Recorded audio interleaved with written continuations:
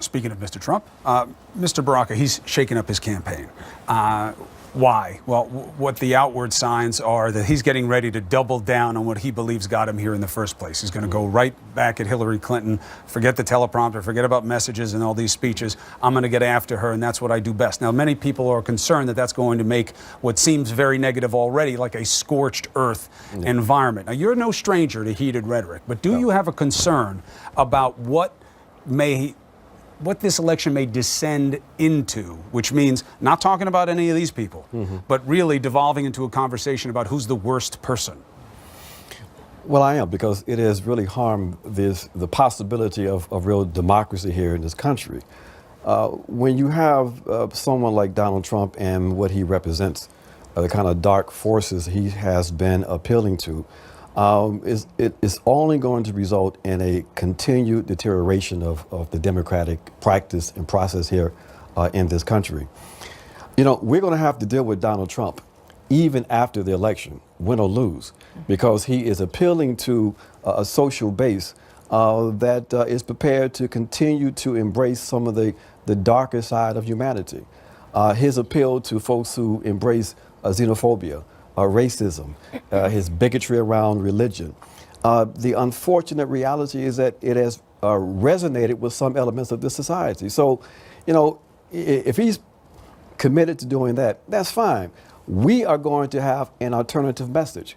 We're going to talk about what is best in this country, in this society. We're going to talk about our possibilities. We're going to talk about why we need to build a new kind of social justice movement here in this country, a new kind of democracy. So we confront the Donald Trumps with a positive message of hope and a positive message of real change here in this country. Now, a follow-up on that is, please.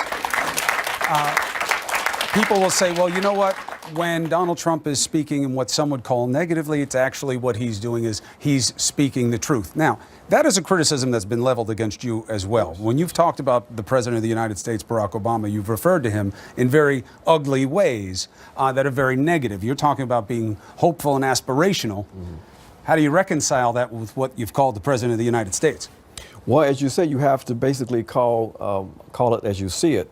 And be prepared to speak truth to power.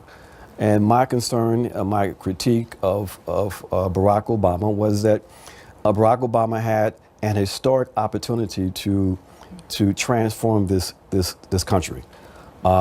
He appeared not to be prepared for the moment.